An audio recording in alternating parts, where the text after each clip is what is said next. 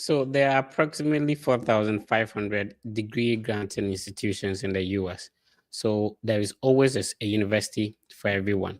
You wouldn't be the first person to study abroad. Probably in your family, yes. So take the move today. You will not be the first person to get a scholarship. There is a school you want to apply to. People have already applied to that university and then they are studying there. So your current financial circumstance, your current CGPA, or your current grades shouldn't discourage you. You just have to know how to go about it. My name is Fred. This is the biggest study abroad content platform. And every weekend, we have what we call the Study Abroad podcast. Here is the reason. I know that people have already gone through the process that you want to go through. So what I do is to invite them to share their experience, their process, their journey, and how they did it so that you can easily do it. Today, we are privileged to have somebody within the administration of Fort Hays State University to talk us through how he was able to study abroad from where you are from, and now he being part of the admissions team. How do they expect you to put in the application so that you end up getting the admission you're looking for, you end up achieving your study abroad dream? Remember to tell somebody that the Fred Effect is on. Just tune in. We are live on the Fred Effect YouTube channel. We are live on Facebook. We are also live on TikTok. If you're watching us on TikTok, shout out to you. We are live on X as well as Instagram. Be part of the biggest family, and let's get started. Remember, in course of the program, I would have you come on. If you have any questions for my guest, he'll be willing and happy to respond to your questions. So share this and let somebody else tune in. Hi, Doc. How you doing? I'm doing good, Fred. So Thank you. How are you? I'm good. Where I'm from, when we say somebody is a doctor, it means that the person is a medical doctor and he takes care of patients. What is your doctor about?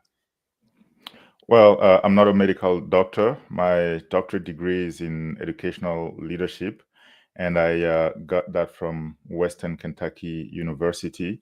And basically, my major was essentially focused on international education in the administration level.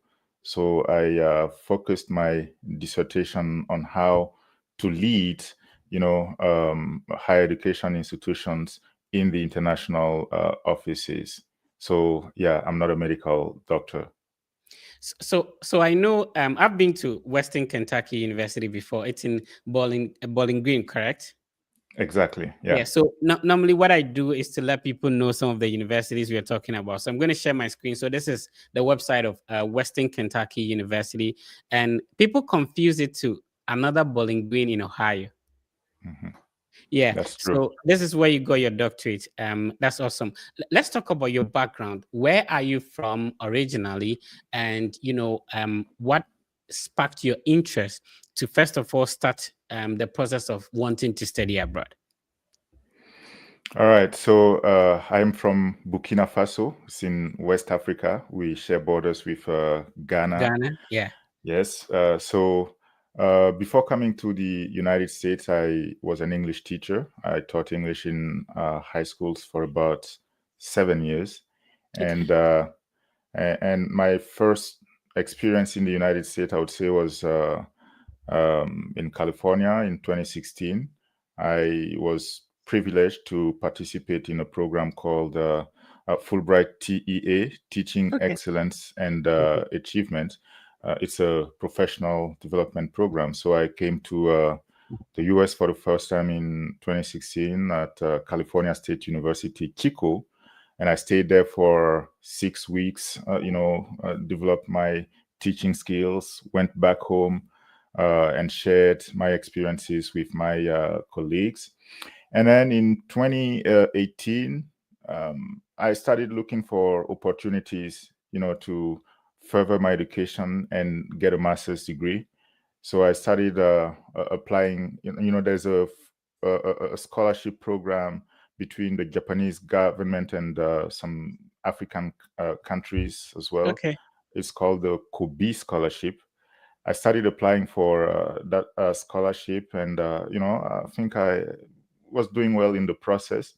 And then they also launched the Fulbright Scholarship Program, which is a very well-known program. I think it's one of the most prestigious scholarships in the world. Yeah. It provides fully funded, tuition scholarships, to students who are selected to participate in the Fulbright program. So when they launched the program, the U.S. Embassy of Burkina Faso, I decided to apply for that Yeah. scholarship as well. And I was somehow a little bit confident that I could do good in that application, because I already knew, the process of applying to those kind of programs and getting selected. So I applied and then gave up on the Kobe scholarship process. Then I was contacted by the U.S. Embassy to go for what is called the I think test of English language Yeah. proficiency. We went through that process, and then they eliminated, a lot of people. Burkina Faso is a French-speaking country, Yeah. and right at that level, many people eliminated because they don't have that English language skills. So after the English test, we went for an interview at the U.S. Embassy, still with the Fulbright Commission, and I passed that process as well. Took the TOEFL test, got a decent score to be accepted in some universities in the United States. So the bottom line is that I was selected as a Fulbright scholar. Yeah. And then what happens is, once you're selected as a Fulbright scholar, the students do not have to choose a university where they want to go. There's the Institute of International Education, IIE, Okay. Mm-hmm. that submits your application to 5 different universities. And Mm-hmm. if you are accepted in some of those universities, they are the ones who make the decision. IIE makes the decision to place you in one of the universities that accepted you. So I was accepted in 3 different universities, and IIE chose to place me at the University of Southern Indiana. That's in Oh, okay. Evansville, Indiana. All right. So I So went there, and before you continue, Indiana is one of the cool places, to be, right? I want to share. Normally, I just want people to understand that people who have gotten the opportunity to study abroad are not bigger than them. So when we mention some of these schools, I wanted to, expose it to them so that they get to know about them. So we are here to talk about Fort Hays State University, but I'm glad that you have an experience of a lot of Africans watching us right now who want to be in the same position you are. So that's why I started a conversation from there. So you spoke absolutely. about the first university you came to, which is University of California at Chico, right? So this Yes. is their website. If you're watching us, this is also a great university. What can you say about this school? Oh, it's a lovely campus. Very nice people. It's located in a small town, about 100,000 people. That's the population of Chico. Right. It's about 2 hours away from San Francisco. Yeah. People are very nice, friendly in the community in Chico, and they have some very solid programs as well. So that's when I participated in the professional development program. I stayed there just for 6 weeks, and Right. then went back and came back, and Yeah. went to. Yes, go Yeah. ahead. So I need you to get your pens and papers ready. This is a session that you watch that you have to be taking notes. Write the names of some of these universities down. When we finish with a session, you can go and do your own search on the website. Find a program you are interested in, because people have been able to study there. International applicants like you, like my brother I'm talking to now, was able to go there. You can also. So you also spoke about the school that finally got you to start your the scholarship you were awarded, which is um Fulbright. the Fulbright scholarship. So this is University of Southern Indiana. I have stayed in Indiana for some time now, and it's a cool state to be in. So talk to us. What did you study at this university? So my program at the University of Southern Indiana was in public administration. I got Oh, my awesome. master's degree, yeah, in I also public studied administration. public administration at University of Oh, Kentucky. Yeah. Oh, oh, awesome. okay. Awesome. Yeah, I did public administration. So I graduated recently and I'm moving on. Awesome. Good to know that. So you hold an MPA before the EDD. Yes, an MPA before the EDD. So you went to Awesome. the University of Kentucky. Yeah. I studied MPA over there. Oh, okay, great. Awesome. Well, I Okay. was also accepted at the University of Kentucky actually for my doctoral program, but that's Okay. going to be a long story. I Okay. decided to stay at Western Kentucky University. So yeah, I'm very familiar with UK as well. Right. So, University of Southern Indiana, you studied MPA over there, and that was for your Fulbright scholarship. Hmm. And which Correct. other schools? So you mentioned that the embassy applied to other schools, so you got accepted into 3 other schools. So apart from um, University of Southern Indiana, which other university were you admitted into, if you know that? Yes, I know them. I was accepted in a private university in Vermont. It's called Okay. St. Michael University or St. Michael College, Okay. St. Michael in Vermont. And then I was also accepted at Kansas State University. It's in Manhattan, Kansas. So Okay. those are So the 3 universities I was accepted into.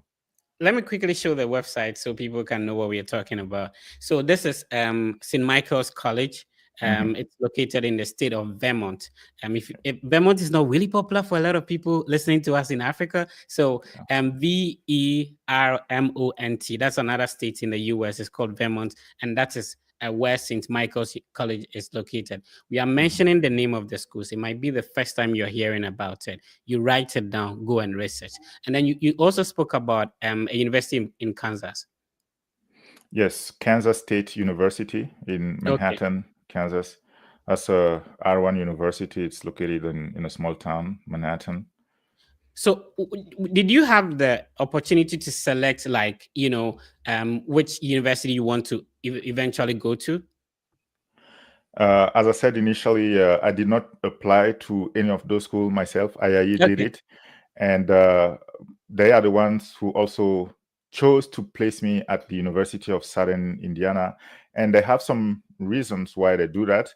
They Mm-hmm. look into the support system that the university will provide to the incoming Fulbright students in terms Okay. of additional funding. Are they going to sponsor, for example, housing? Are they going to provide some sort of meal? And they Mm-hmm. also looked into the cost of living in the city Mm-hmm. where the university is located. So then they reached out to me and said, "We have chosen the University of Southern Indiana," and I was like, "Okay, I would go." But I could have said, why not go to St. Michael or Yeah. uh, Kansas State, and Okay. they could accommodate. But I just wanted to, yeah, let them make a choice for me, and I would go wherever they place me and find out for myself. If somebody listens to you, they wouldn't know you speak French as well. So, you had your bachelor's degree in a French-speaking country. Was your transcript in French or it was in English? And did you have to translate it or maybe work on transcript evaluation? Mm. So I went to the University of Ouagadougou. Well, it Okay, used to be called the University of Ouagadougou, Burkina Faso. right. Now it's Université Joseph Kizerbo. Okay, And everything, all the documents provided by that institution are in French. So okay. in the application process, I had to get my transcripts, my degrees, everything translated from French into English. Awesome, awesome, awesome. So if you are listening to us from anywhere in Burkina Faso, I'm sure there are a lot of young people who want to be in your position and listening to us in Burkina Faso. This is how you go about it. Now, let's talk about you are done with your MPA at Indiana. When next did you move to? Because a lot of people are aware that for the scholarship, when you're done with your masters, it means that you need to go back to Ouagadougou or you need to go back to Burkina Faso. How did it happen for you? So yes, one of the requirement with the Fulbright program is that Mhm. once you complete your degree program, you are supposed to return to your home country before coming back, but only for immigration purposes. If you're Okay, planning to change your status from student visa to permanent residency or employment and so on and so forth, then you need to go back to your home country and then return 2 years later for you to be able to apply for a change of status. right. But And since before you proceed, your Mhm. scholarship was such that were you on F1, M1, or J1? It was a J1 scholarship. Okay, so it was a J1 visa. Yeah, Awesome, J1 awesome. J1 visa. And Mhm. yeah, as I said, one of the requirements is that you go back and then return. That is only if you want to work or stay in the United States permanently, and so on and so forth. But since I was moving from the Fulbright scholarship at the University of Southern Indiana to Mhm. another degree, a doctoral degree Mhm. back then, Fulbright accepted to just transfer my CVs Okay. to from USI to Western Kentucky Mhm. University. And back then, one of the requirements, they wanted to make sure that I had some scholarships from Western Kentucky before Okay. they could transfer. Because although I was able to sponsor my tuition for the first year, because that's the requirement from most universities, you Mhm. show a bank statement showing that you have enough funding to pay for your tuition and pay for the cost of living for at least 1 year. I was able to do that, but Fulbright required that I also secured some additional scholarships from the university, Western Right. Kentucky. And fortunately, Western Kentucky was also able to find me a decent scholarship. So the transfer from USI to Western Kentucky was an easy process, simply Okay. because I got a decent scholarship from Western Kentucky as well. So in that case, were you moving from J1 to F1, or you are still on J1? I still stayed on J1 Okay. from USI to Western Kentucky But University. this time around, the school is funding you and not Fulbright. Yes, Awesome. correct. All right. If you are just tuning in, I'm speaking with Dr. Fatin. I don't know if I pronounced your name right. Yes, you're Dr. saying it Fatin. right. Hmm. Right. Okay. So I'm Correct. speaking with Dr. Fatin. Dr. Fatin works with Fort Hays State University. We are going to have a conversation about it. But what makes this conversation different is he has had an experience as an international student. So if you're watching us, this is somebody who has gone through the mill. So he understands the system and in how things are done. And now he happens to be in the administrative position at Fort Hays State University. Let's talk about your program at Western Kentucky. So now you are, was it a PhD or EDD? And a lot of people are different, Mhm. are confused about that. What's the difference? Do I go for PhD or EDD? Mhm.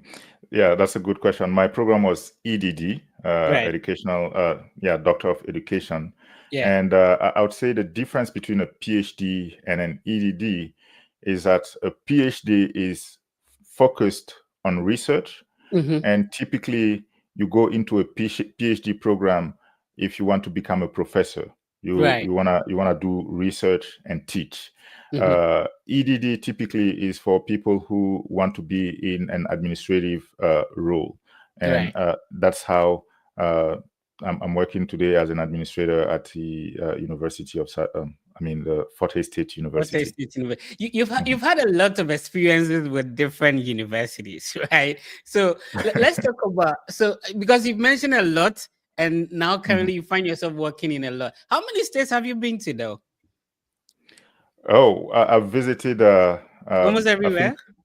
not yet, but that's the plan. So far, I've visited 27 states. Wow. 27 states. So Wow. yeah, and when I first came for the Fulbright program, Mm-hmm. the first university they placed as a cohort, a group, Yeah.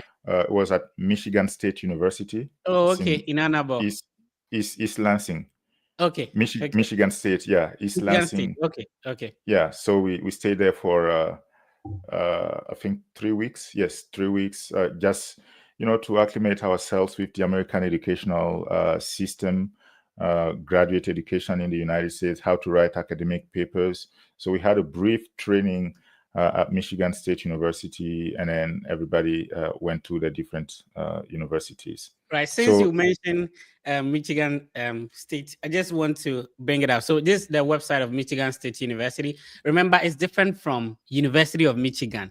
A lot of people yes. confuse some of those things. So University of Michigan is located in Ann Arbor. Maybe if I can pull the website, I can. But this Mhm. is Michigan State University is located in a city called East Lansing, and that's what he's talking about now. So, what has been your favorite state so far? I love California. My first encounter was California, but Right. yeah, for international students, California is a very expensive state. You know, Exactly. Yeah. the cost of tuition, cost of living, housing is very expensive. Yeah. But it's a beautiful state, very nice people, very nice weather. But if you're coming with some limited resources and you don't have decent scholarships, paying tuition and paying housing and food and so on and so forth, it can be very costly to live in California. But Awesome. I'm currently at Fort Hays State University. I love it here. It's in a small town, very Yeah. affordable. I know that we'll get the chance to deep Yeah. dive into the conditions here in Hays. But yeah, it's a pretty small town and very affordable, nice people as well. Awesome. So if somebody is hearing about Fort Hays State University for the first time, and before we start with that, when I googled Fort Hays State University, it says that it has an acceptance rate of about 88%. Does this apply to undergraduate studies or it applies to graduate studies? I would say both. It applies to all of the above, undergrads and graduate students. All right. Before we talk about Fort Hays, if you visit the website of Fort Hays State University, this is what you see. And I want to say shout outs to the person who made this interview happen. So shout outs to my brother Samuel. So he's a graduate assistant. Samuel Martin, shout outs to you. He made this interview to happen. And of course, Dr. Fatin can be seen here as the Global Affairs Academic Partnership Coordinator. So talk to us about Fort Hays State University if somebody's hearing about it for the first time. So Fort Hays State University is located in the state of Kansas. Kansas is in the Midwest of the United States. And the university was founded in 1902. So we've been around for quite a long time, more than a century now. And one thing that we are proud here at Fort Hays State University about is the affordability of our tuition. We provide high quality education at a very affordable cost. For example, everything that we require from an undergraduate student is about 27,000. 27,000, that includes everything: cost of tuition, cost of living, health insurance, meals, and so on and so forth. And for graduate students, it's about 26,000, including everything.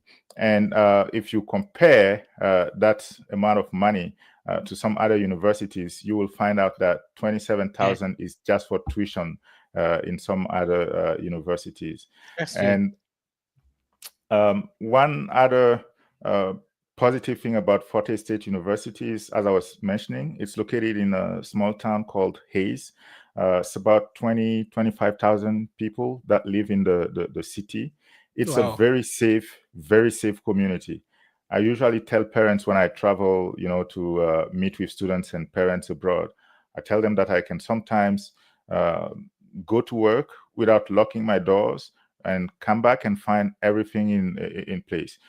And that's not the case in most cities in the United States. I remember when I was living in a different state at some point, I went to the gym one evening, came home, left my shoes at my door, was some nice Nikes, and I went to sleep. And the morning I woke up and found that they were gone. Wow. That does not happen here. And also issues related to gun violence, drugs, and so on and so forth. The stuff that people usually see about the United States on social media and on TV. We also see those things on social media and on TV here in Hays. As I said, it's a very safe community, and the cost of living is relatively affordable as well. All right. So if you are just listening to us after this session, of course, we are going to talk to about the admission, the scholarships, and all that. And I like something about the scholarship. So you could practically be able to know how much of scholarship you will be awarded if you are able to just put in your SAT scores and then your your CGPA. So, for example, if I should choose an SAT or ACT scores here about 1,500 to 1,600, and then I type in my CGPA, let's say 3.4, 3.9, then automatically I get to know how much of scholarship I'll be awarded for undergrad. Let me understand. Does it apply to only domestic students, or this applies to international students?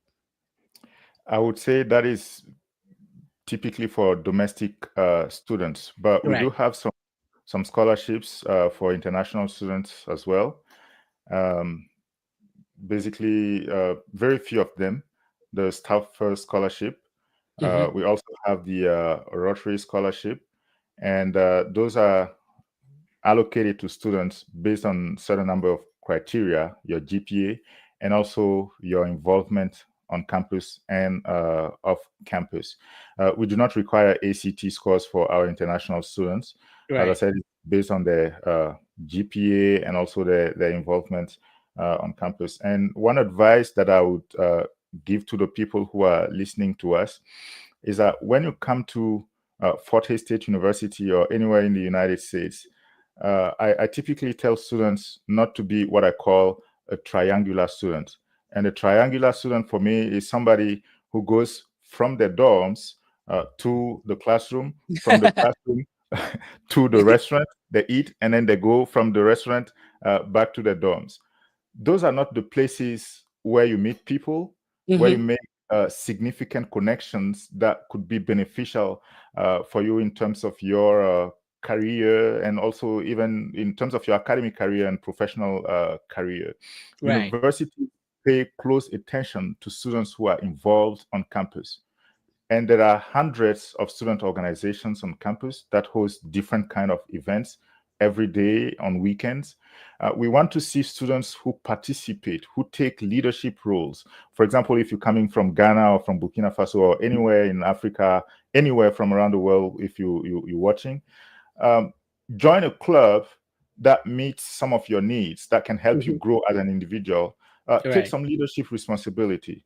Samuel, that you mentioned, is from Ghana, and he's, for example, the president of the African student, no, not the African, but the International Student Organization here at Fort Wow. Hays State University. Shout And out that to Samuel. organization includes, yeah, students from all over the world.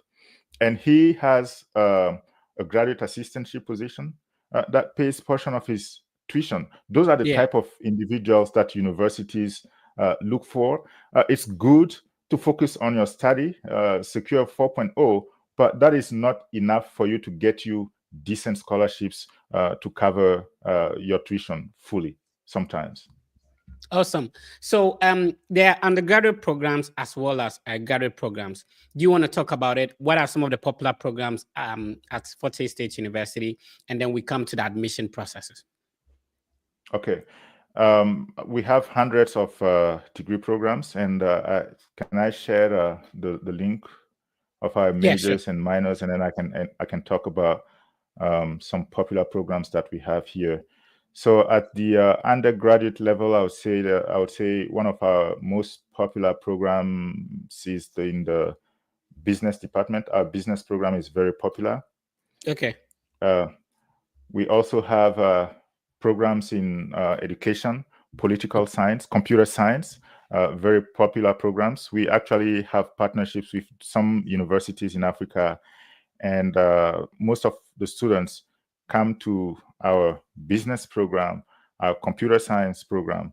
We also have programs in petroleum geology and Okay. geology in general. Countries like Senegal that have kind of recently discovered some reserves, oil reserves, are sending a lot of students to that petroleum geology program for them to gain the required skill for them to be able to successfully exploit the natural resources. We have programs in education as well. We have hundreds, as I said, hundreds of programs, and I just Yeah. shared the link with you. Right. Awesome.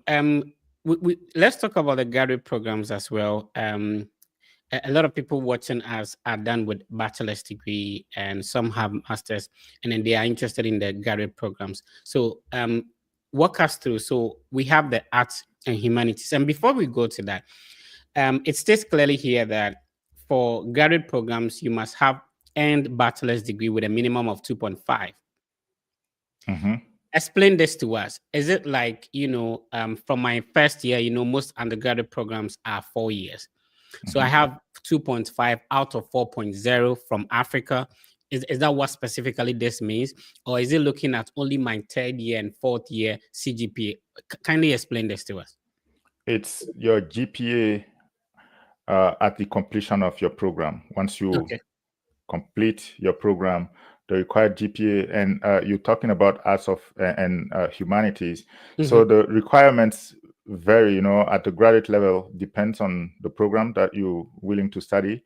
Right. Some programs would require a minimum of a 3.0. Mhm. Some would be fine with a 2.5.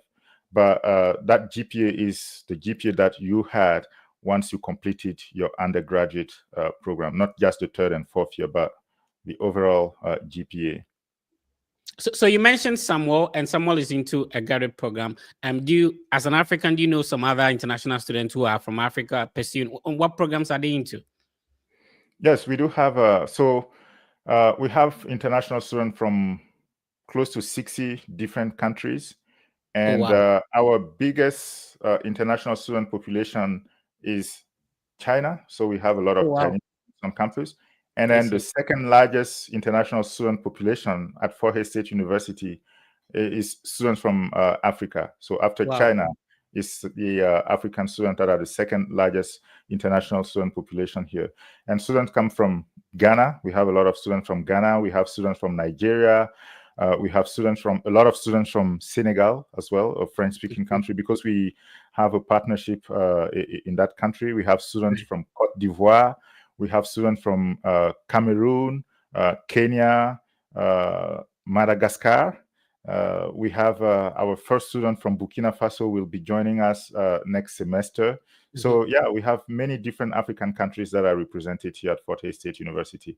So if you're coming from Africa, you will definitely find a community here. You won't feel alone. You will probably meet somebody who is from your country and you can connect with them. But as I said, we also encourage students, to get out of their comfort zone. Do not just stick with students from Ghana, meet other people from Mhm. China, from Germany, and so on and so forth. That's how you build a solid network that can be beneficial at some point in your life. I'm speaking with Dr. Fatin, originally from Africa, Burkina Faso, very close. We share borders with Ghana, and he is currently on the admission side or the international admission side of Fort Hays State University. Fort Hays State University is located in the state of Kansas, and is in a very academic community, and you would enjoy it if you should look at. So we are going to go through the admission steps one after the other. Remember, all this information is located on the university's website, and I'm sharing as much as I can. This is a one-man production, so I'm doing the computer thing and I'm asking the questions at the same time. Later on, I will be sharing the link so you can join in. Have you applied to Fort Hays? Are you willing to apply? What questions do you have for my guest? And then he'll be happy to respond to them. Now let's go through the admission for international students one after the other. Of course, there's an opportunity to choose a program, but if you're an international student, remember you are not eligible to apply to the online programs. Or Dr. Fatin, are international students supposed to apply to online programs? Yes, they can also apply to our online programs. FHSU is actually one of the best schools in the United States in terms of online education. So we allow that. FHSU Online is very popular, as I said, one of the top online programs in the whole country in the But United this States. means that the person would have to be in their country to study, not necessarily allow them to get a visa, right? Yes. So, as an international student, if you want to go fully online, you Mhm. cannot do that in the US. You cannot get a visa to come to the Right. US and study fully online. That's not allowed. You can do it only from outside the United States. But if you want a visa and travel to the United States, then you have to be enrolled in the in-person programs at Fort Hays State University. All right. This is interesting. And I think I've not seen this on any university's website. There is actually a video tutorial on how to step by step complete the application. So there Mhm. is completing the application video, creating an account if you don't know how to do that, if you're new. So this is this is awesome. Shout outs to the admissions team at Fort Hays State University. I've not seen this anywhere. I don't know if you have. Have you seen this on any university website? I haven't. No, And yeah, thank I you. have not. This is awesome. So shout outs to the team. So if you are creating an account, how do you do it? There's a step-by-step process. How do you even log into your accounts? Remember, when you create an account, you don't necessarily have to complete the application at the sitting. So you can log in, log out later on, continue. How do you navigate to the dashboard and uploading your document? So there's a step-by-step, process. I love this. I love this. So Thank big you. up to shout out to the admissions team. So the first step here is to be able to select a program that you want, either an online, that is if you want to stay home and do it, but if you want to come to the US, you have to select an on-campus program, and it's into arts, humanities, and social sciences. There is business and entrepreneurship section. There's also health and behavioral sciences and science and technology. So there's always a program for everybody. So if you click on the health and information, health and behavioral sciences, for example, you can see a master's in biology. There's chemistry, computer networking, computer science, cybersecurity, digital cinema studio, geosciences, information assurance management. That's it. So if you have to click on each section for you to know the specific programs that you can apply to. So if you want to study your application, there's a tutorial video to take a look at. Let's talk about the application fee. Is it an opportunity to waive, or everybody would have to pay? I would say everybody would have to pay. The fact you have to try and get us a waiver, at least for my audience, we should get a waiver, right? Well, we can discuss that. We can discuss that with our team and see how it goes.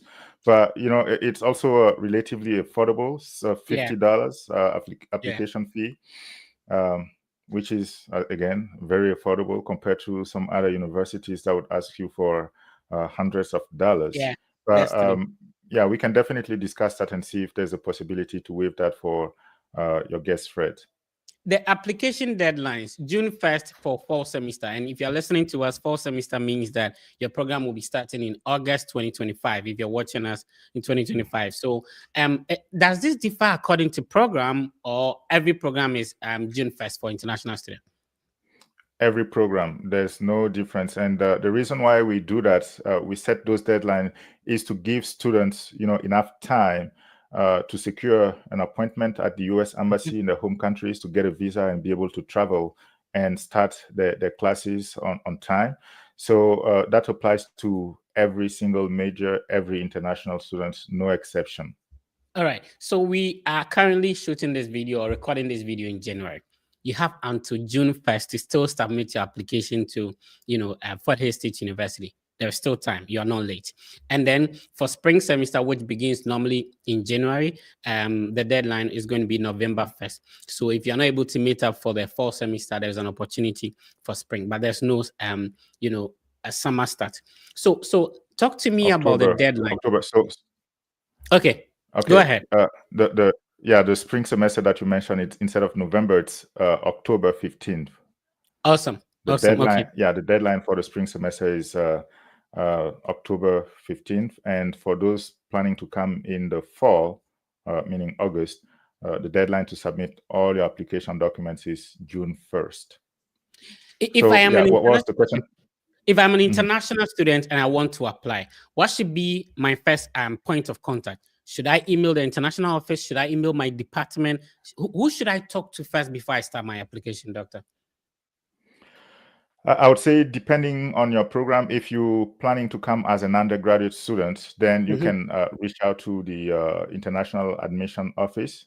But if you're planning to come as a graduate student at the master's level or doctoral level, and we do have very few doctoral programs here at Fort Hays State University, it's good to reach out to somebody in your department, typically your department chair, or we also have coordinators from, for different programs. For example, if you're planning to come for the MBA program, we have an individual that is in charge of coordinating that specific program. So you can reach out to those individuals. And as for any kind of questions you might have, any kind of assistance you might need. For graduate students, if you're looking for assistantships, graduate assistantship, and a graduate assistantship in the US at 48 State University is some sort of scholarship that pays portion of your tuition. So you will be working for a department. You can be recruited to work as a graduate teaching assistant, and you'll help a teacher teach, grade papers, and so on and so forth. Or you can be in an administrative role where you work with a specific department and help them take care of their daily business, and then they pay you monthly. You get a monthly stipend, and you also get some scholarship to pay towards your tuition. For graduate students, it's always good to reach out to the department chair if you're interested in serving as a teaching assistant or as a graduate assistant at the administrative level, and ask for the positions that will be available, that will be open, and they can help you go through.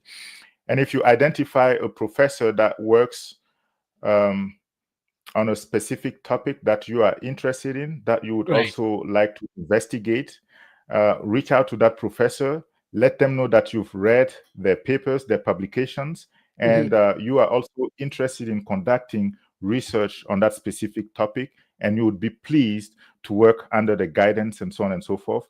And typically, that's the good way, to secure assistantship scholarships before you even go for your visa interview. So, those are individuals that you should definitely stay in contact with.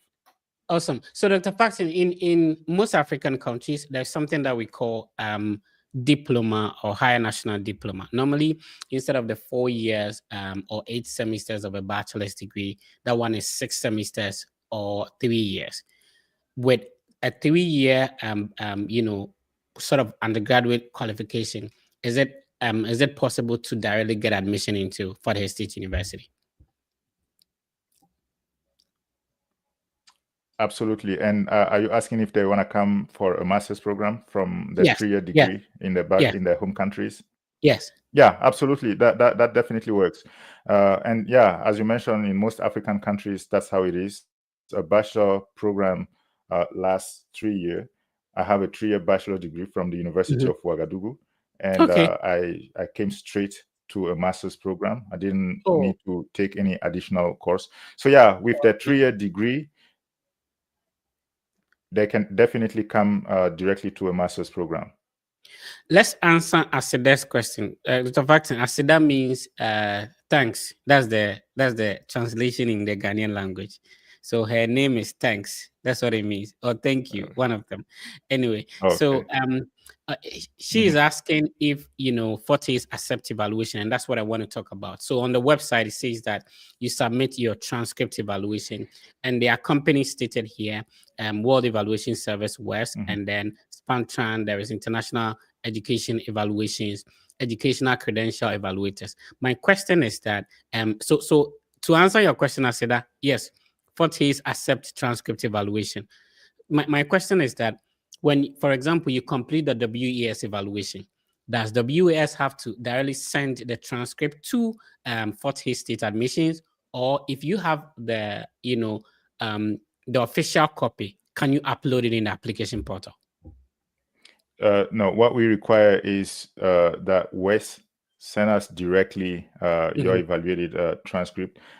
We do not accept students uploading their transcript by themselves because we've seen a lot of frauds.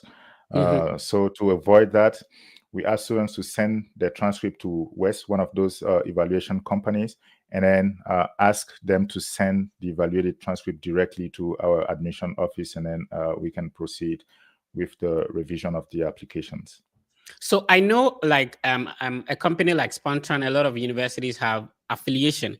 So if you go through the university, the cost is reduced. Does Fort Hays affiliate with Spantran, or the student have to do it separately? We do have a partnership with Spantran, and awesome. We do have that. Okay, so if so this is a trick for you. So I'm still on the admissions website, so that we are going through the documents one after the other, and Dr. Fatin is guiding us to go through.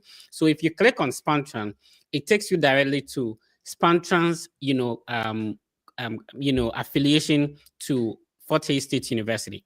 So when you go through this website to evaluate your transcript, remember the cost is reduced because you're going through this website. If you go directly to the Spantran website, you're going to pay a little bit more than that. So this is a trick you have to keep in touch. Let's talk about English proficiency requirement.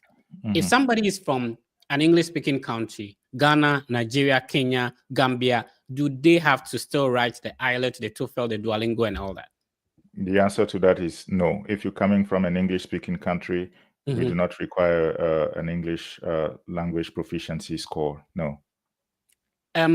So do you take it as because maybe I wrote, for example, English in my high school final exams, it's okay, or I still have to submit an English proficiency letter so that the proficiency exams will be waived?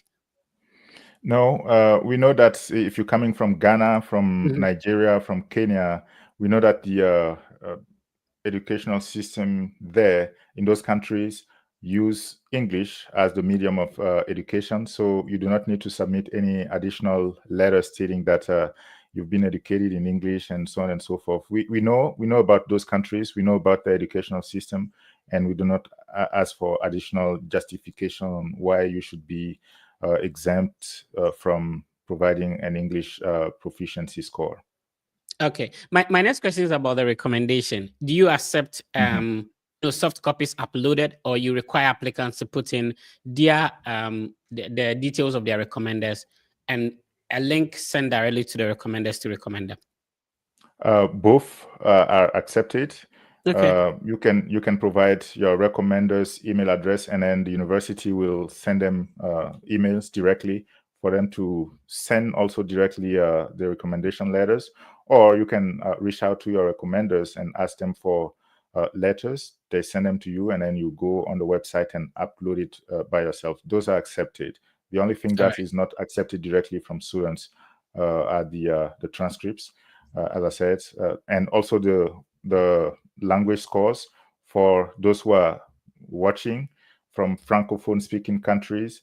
We do not accept you taking, for example, the TOEFL test or the IELTS or Duolingo and then uploading your score by yourself. As for those institutions that provide the test, to send directly your score to Fort Hays State University. Okay, this is something I love, and a lot of people want to do that. And I think this is the cheapest I've seen so far. So when you get admission to Fort Hays State University, remember, if you have a spouse, if you have a dependent, you can come along with them. But you need to provide a financial statement. And it says that if you have a dependent, like a child, you just have to provide a bank statement showing $2,000. Awesome. And then if you have a spouse, it's supposed to be 4,000 in addition to the statement you the financial statement you are submitting. Does Fort Hays accept company bank statement? Does it have to be the bank statement of the student themselves, or it has to be maybe a parent? What are there restrictions on these?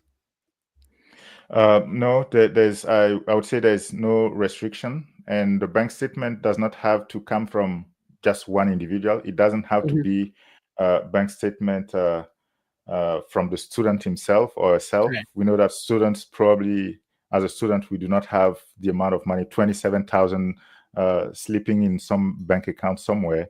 Right. It can come from one of your parents, one of your uncles, one of your brothers, any of your relatives, or if you have a company that has enough funding and that would commit to support you when you admitted and you travel to Fort Hays State University to pursue your education. They just need to submit that bank statement and a letter stating that they would be financing your studies here at the university, and then our admission office would admit you and then issue the I-20. And the I-20, that's the document that you're showing. That's the document that allows you to actually go to the U.S. Embassy in your home country and get a visa and travel to the United States.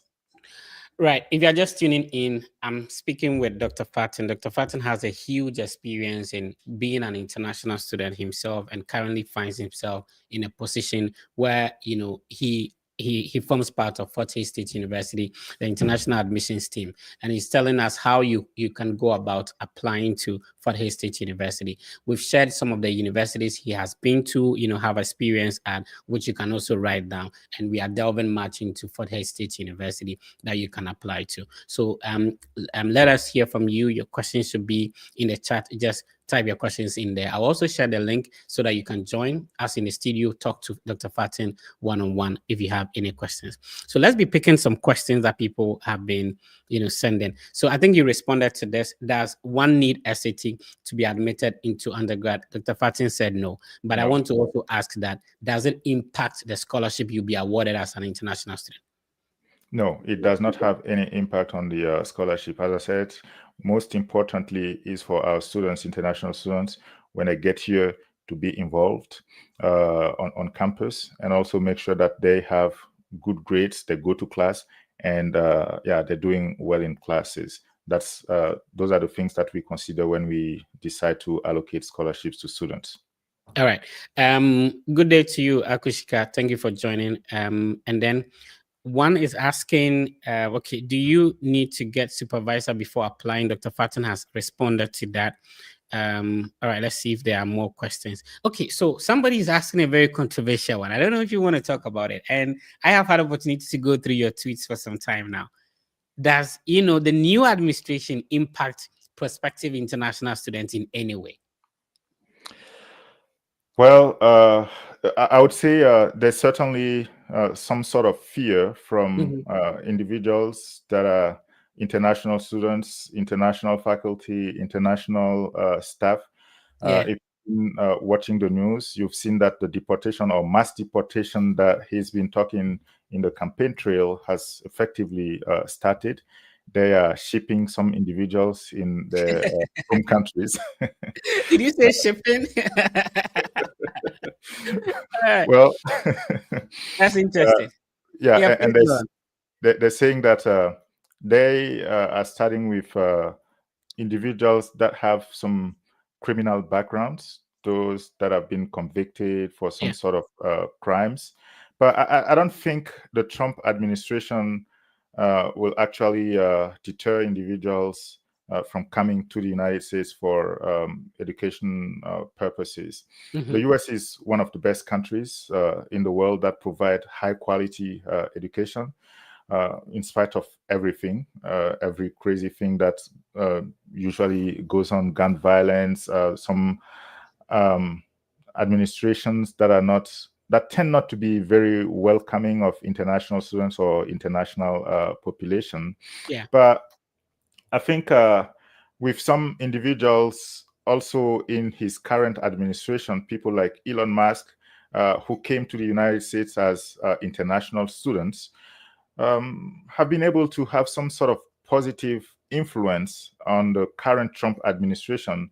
In 2017, 2018, 2020, for example, Trump was totally opposed to H-1B visas. Yeah.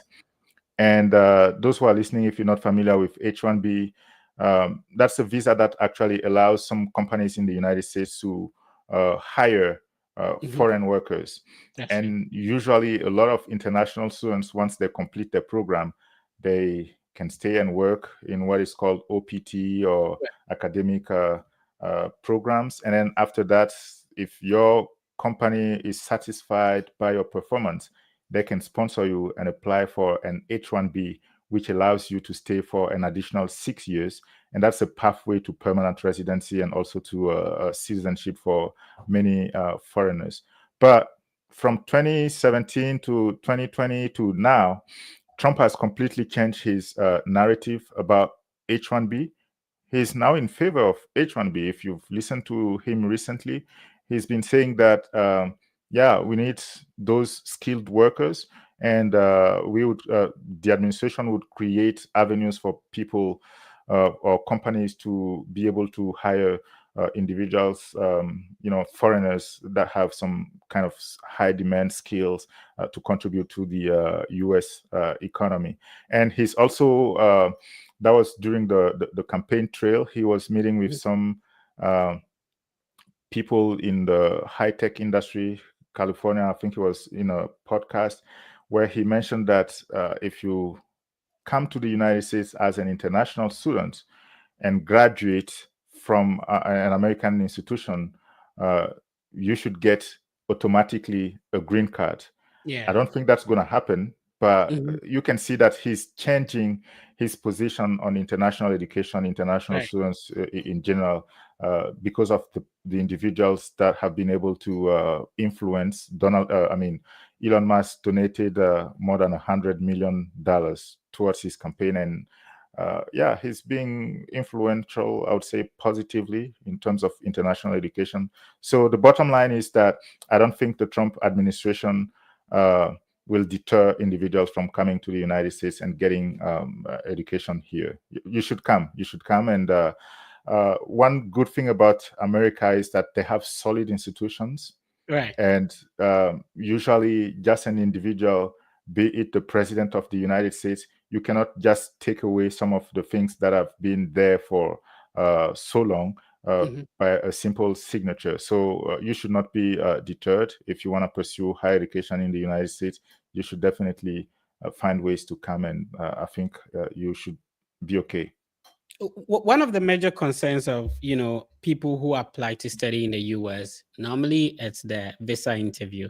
I want to have your perspective on this. First of all, does Fort Hayes has some sort of guidance? Because I love the way the admission process is being, there's a tutorial on that. But is there any support assistance for people who get admission into Fort Hayes and when they are preparing for their visa interview? Well, I would say formally, officially, no, we don't have Mhm. an official support system to help students go through a visa interview. We do not have that kind of Right. support. But if you reach out to us and you need some type of expedited Hmm. visa interview, because Right. sometimes the wait time is Waiting so times. long, yeah, can be very long. And universities can provide a letter saying that, okay, this individual is admitted to Fort Hays State University and they need to be here to start their classes on time. We can issue that letter, and if you submit it to the U.S. Embassy, as I said, you Yeah. may be able to get an expedited interview instead of waiting so long on the line. But we do not guide how to answer questions, we don't provide that kind of support. All right. That leads me to my next question. What do you think that the major causes of people getting everything done, admission, maybe their scholarship, the I-20, everything is ready. Why do you think people end up getting denied at the embassy? And I'm speaking from the perspective that you have been to the US embassy for an interview before, and now in Mhm. your position, why do you think people get refused? What should they do? I would say sometimes people go to those interviews without being very well prepared. Hmm. They don't have much information about their universities. They don't have much information about the city or the state where they're going to study, because those are some basic questions that Yeah. the what is it called? The officer at the embassy would ask, where are you Right. going for your studies? And why specifically this university?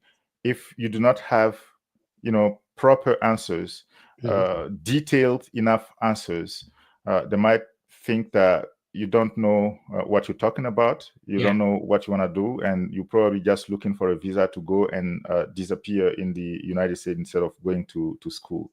And Right. also, sometimes um, people, you know, I would say,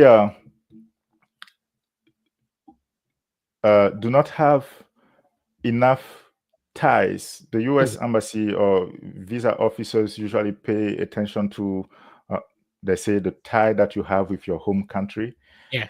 And well, unfortunately, we know that as young students, you're asking a 20-year-old students or 19-year-old students to have some solid ties in their Mhm. home countries. And by solid ties, they mean family. Do you have kids? Do you have some businesses, some revenues in your country that would make you return to your home country? And also, they want to be able to see that after your studies in the program, you are planning to return to your home country to contribute. Yeah. So do not go to the visa interview and let them have a sense that you are planning to start a life in the United States. Even if that's the case, you do not have to let them know that. Make sure that you convince them that your plan is to come to the United States, get educated, return to your home country, and contribute significantly to some issues that you have identified in your community, things that you want to help address once you get your degree program or your degree from the United States. So yeah, make sure that you know about your university, your program, where it's located. Make sure that you can effectively talk about the things that you plan to do once you complete your degree program. Awesome. So you travel to a lot of African countries to talk to people about Fort Hays State University. Which countries have you traveled to so far, and do you have any other ones coming up that you want people to know about? Yes, I've traveled to Ghana. I've traveled to Nigeria. When you I've went to traveled to Ghana, which city did Senegal. you go to? I went to University of Ghana. Oh, okay, in Accra. Yeah, in Accra. So in that and case, I do you speak to people studying at University of Ghana, or anybody you make an announcement so that people like can come and meet you and then talk to you in person? Talk to us. What is this event really about? Is it just like speaking to them about Fort Hays State University, or people can apply while you're there? How is it like? So the goal was to just meet any students. It was just hosted at the University of Ghana in Accra, Okay. and students from other universities were invited to also join and learn about Fort Hays State University and Wow. how they can apply. And yeah, we help them go through the application procedure. We take their contact information and stay in touch with them. We send them regular emails with the process to get admission into Fort Hays State University. I've Oh, also okay. traveled to Senegal, and Okay. in Senegal, as I mentioned, we have a partnership with a university called Tunis Africa. So when we travel to Senegal, we meet with students from that university, and we also have high school visits. We go to different high schools, meet with students, and talk about our partnership with the local university there. I've traveled to Cote d'Ivoire or Ivory Coast. We also have a partnership there. I've traveled to Cameroon. We meet with students from universities, different universities, high school students. So yeah, we take trips into different high schools and promote our partnership with universities in those countries and share about Fort Hays State University, answer student questions, and help them apply and get here in Hays. Yeah, do you have any trip coming up so that people can know that, okay, if Dr. Fatin is coming to my country, maybe I should meet up? Yes, we do have some trips coming up in February next month. Okay. We'll be in Cote d'Ivoire and Senegal. Okay. So February, I think 19th through 23rd, we'll be in Dakar. Okay. And then from the 24th to 26th, we'll be in Abidjan in Cote d'Ivoire. I see. Ghana is not on the book for now, but we're working on it. I'm working with Samuel actually on a plan, to actually invest more time in Ghana specifically, and Nigeria, because we know that a lot of Ghanaian students are applying to universities in the United States. I would say it's one of the fastest growing African countries to send international students to the United States. So we're going to dedicate more time to Ghana, Nigeria, and Kenya as well. Right. So anytime you want to make a trip, just let me know. I will definitely post it on my platform so that, and it'll encourage people to join as well. So I've been speaking with Dr. Fatin from Fort Hays State University. I've enjoyed the conversation I love the fact that your background, so you really relate with the situation back home and you understand the system. And so it makes it easier. Let's see, we've done about an hour. I don't know if you want us to go on. But if not, then we take our final words, and then we see how people can get in touch with you, or how they can get in touch to apply to Fort Hays State University? Well, if they have some questions, if the people in the audience have questions, I would be happy to answer the questions. This one is asking if you have partners in Nigeria. Unfortunately, so far we don't have any partnership in Nigeria. But as I said, we are developing a plan, and the plan is to spend more time in Ghana, Nigeria, Kenya, Right. and if is it missionary? If missionary support has some connections in Nigeria or wants to connect with us, feel free to reach out. And we're definitely interested in having a partner in Nigeria, in Ghana, in Kenya, and so on and so forth. So yeah, reach out, missionary, and we can work on that. Okay, so based on your experience and then your current position, let's see if you can offer some advice to this my sister Abaya, or says my degree was in Bachelor of Education in Business Education, Bachelor of Education in Business with a maybe accounting option. Please help me as to which master's program I can pursue at Fort Hays State University. Currently, she is a teacher at a basic school, facilitator for the past 20 years. Wow. All right. Any suggestions for her? Well, I would say that depends on your interests in terms of careers. What do you want to do, Ose? If you want to continue being a teacher, we do have some strong educational program here. If you're interested in moving into the business industry, it won't hurt you to go for an MBA. We do have different options also in our MBA program. You can have a concentration in accounting. You can do an MBA in international business and economics. You can do an MBA in human resource management. You can do an MBA in marketing, and so on and so forth. So yeah, we do have different options. But as I said, it depends on what you want to do career-wise, and you make the choice. Awesome. So if you're just joining us, I've shared the link on the various social media platforms, so you can click on it and join us live in the studio if you have specific questions for Dr. Fatin, so that he can respond to them as well. And then we spoke about the visa interview. So actually, our team has a partnership with Argo Visa. Argo Visa is a team of former visa officers. And, I think maybe Forte should probably connect with them. So they're a team of former visa officers who actually how do you spell that? Argo. Yeah, I'm going to share their website. Okay. So this is Argo Visa, is a team of former visa officers, and our team has a connection with them. So they assist people to prepare for their visa interview, and sometimes they can also have collaboration with schools that have international students preparing for the visa interview to join them. So this is the website of Argo Visa, and if you are preparing for any category of visa, and most importantly F1 student visa, you should schedule an appointment with Argo Visa. So I'm going to share the link you can use to schedule an appointment with Argo Visa on the screen shortly. And then you can talk to them. Make sure you talk to the experts. These are people who used to work as, okay, I think I'm sharing the wrong thing. Okay, let me see. This is a one-man production, right? So I do everything on my own. So I'm trying to see if I can navigate things at the same time. All right. Let's see what I can do. Okay, I have to stop scrolling. Okay, so this is the link to schedule an appointment with Argo Visa, so that they go through your documents, your DS-160 application. They would organize a one-on-one session with you. They know if you've ever been denied, they understand the reason why a colleague visa officer will deny you, and so they let you know what you can do to improve your chances of getting your visa approved. Use the link I'm sharing on the screen to schedule a one-on-one conversation with Argo Visa. Remember that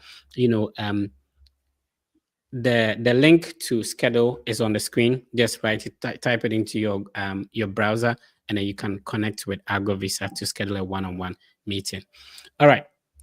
So let's see if we have other questions for you before we move on. Does Fort Hays pursue areas in science education? Would you want to respond to this? Science education, I would say yes, we do have different science education programs. But if Asante can be more specific, I would be happy to provide more details as well. All What right. specific program are you interested in, Asante? Yeah, Mr. Asante, if you have any specific program you're interested in, you can let us know so that Okay. So missionary responded to your question. He said, "Yes, I'm based in Nigeria and would love to work with you from here." So how do people get in touch with you? I know your email is already Mm-hmm. on the Fortes University website, which I'm going to share very soon. So Mm-hmm. let's see. Okay. So this is the picture and then the email address of Dr. Fatin. This Mm-hmm. is how you can get in touch with him as well. Are phone calls also allowed? Yes, if they want to make phone calls, that's my office phone number.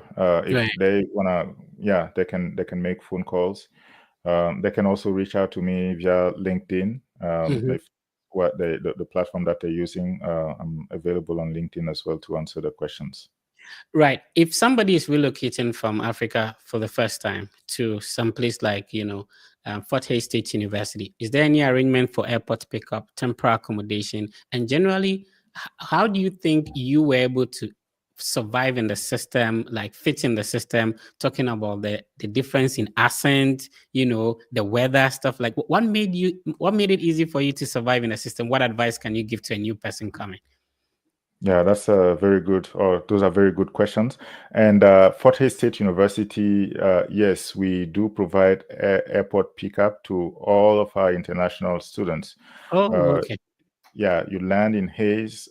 We have, a track that will come and get you from the airport and drop you in your apartment, be it on campus or off campus. For our undergraduate students, we do encourage them to stay on campus because they have access to everything. Classes are Right. at walking distances, everything. Library do have restaurants on campus and so on and so forth. Health, everything basically is available on campus, and you don't have to worry about electricity bills, Yeah. trash bills, internet bills, and so on and so forth. All those things are included in your campus apartment option. But if you choose to live off campus, then you definitely have to find ways to travel from your Mhm. apartment off campus to classes on campus.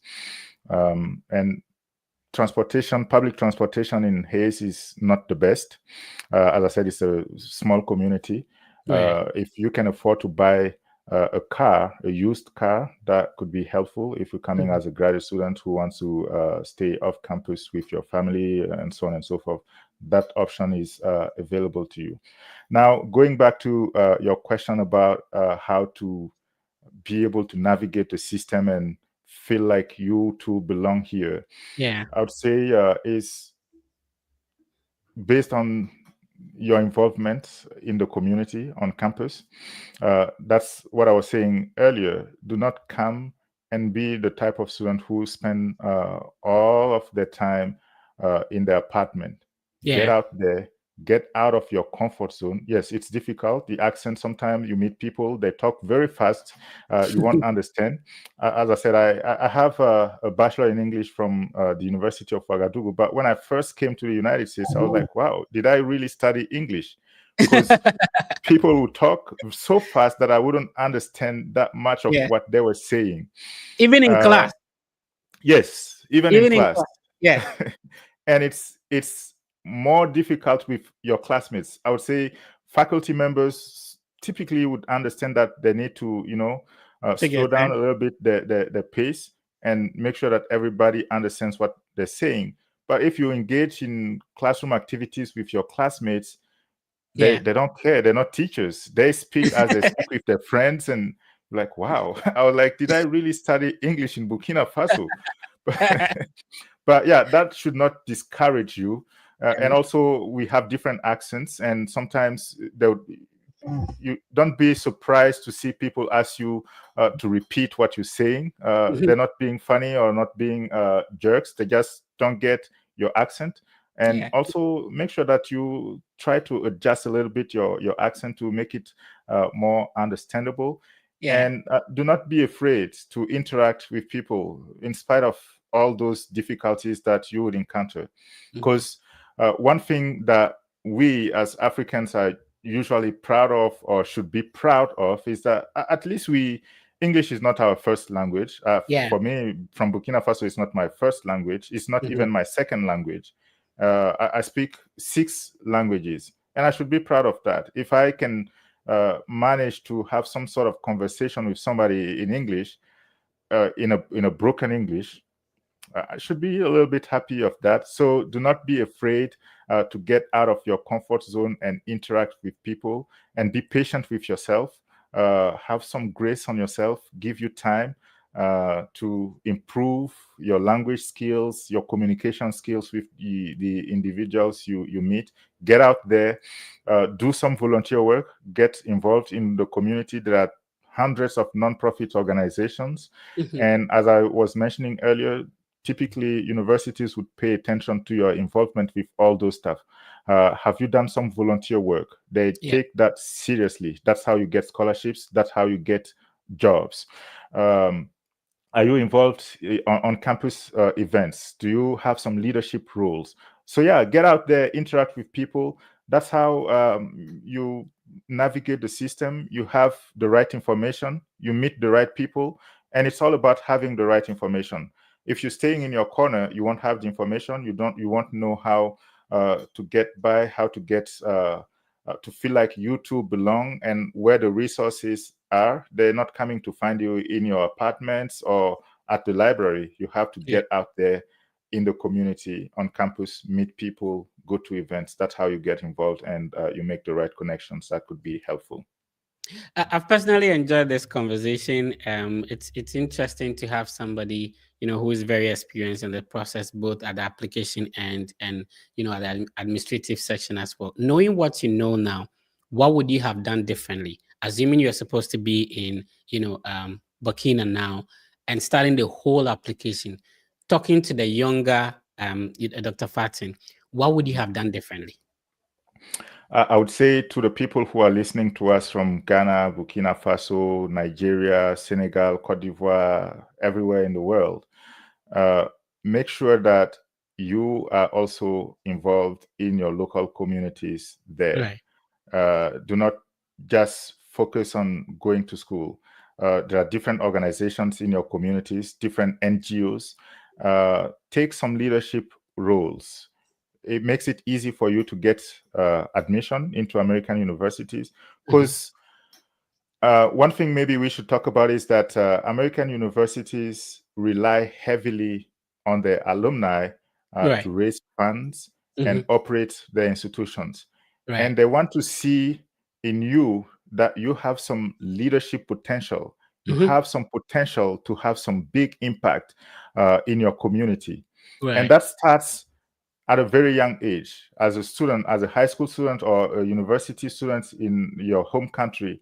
If you have some leadership roles in some NGOs, that tells the university that if we invest in that individual, they could have some return on investment in the long run for the university. They would be proud, for example, to say that Samuel, who is now the Minister of Education or Yeah. Information System in Ghana, was a former student of Fort Hays State University. So be involved in your community.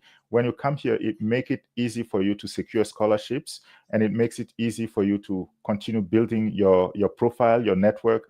That would definitely be helpful in the long run. All right. So it's been a great conversation with Dr. Fatin, and I really appreciate your time. And of course, if there's an opportunity for application fee waiver, I'll be happy to hear from you so that I could share it with our audience, and then they can apply to Fort Hays State University. But of course, don't let the application fee scare you. $50. It's a good investment to make into your education. Please do that. All right. So we are ending the conversation here. I appreciate you, Dr. Fatin. Any final words to anybody who tuned in today, and then we'll bring it to a close.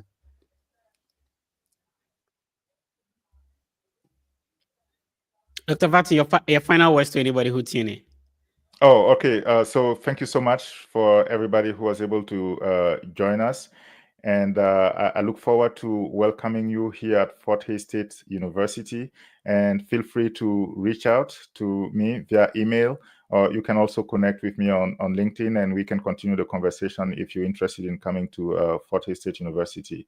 As I mentioned, be involved in your community, have some leadership roles in different organizations. You can also start your own organization. Do not be afraid to start somewhere and then travel to the United States, get the best quality education, and go back and have some influence or impact in your community. Thank you so much. And yeah, I'll be happy to continue the conversation with you. Awesome. Thank you so much, Dr. Faxon. We spoke about Fort Hays State University, and of course, we spoke about a lot of other universities. And thank you for joining us if you tuned in. Shout outs to my brother, Samuel Amwatin. He is originally from Ghana, but currently a graduate student and then a graduate assistant on a scholarship at Fort Hays State University. He made this happen. I appreciate him so much. All right, so this is the biggest study abroad content platform. My name is the Fred Effect. What we do on this platform is to focus on the positive side of life. We know it might be challenging, we know it might be difficult, but it is possible you can do it. Myself and Samuel studying abroad are not bigger than you. We have gotten the opportunity to do it. What we do on this platform is to show you how you can also do it. And I appreciate the fact that Dr. Fatin, who is an admissions, inside administrative side, having gone through the process, was here to share his experience and where he is now and how you can apply to Fort Hays State University. We do this and every weekend. Tell somebody to tell somebody that if you want to study abroad, you want to subscribe to the Study Abroad podcast or the Fed Effects platforms, and then you'll be okay. All right. Thank you for tuning in. We sign out here. Please be positive and know that everything will be fine. I'll see you next week. Take care of yourself and be great.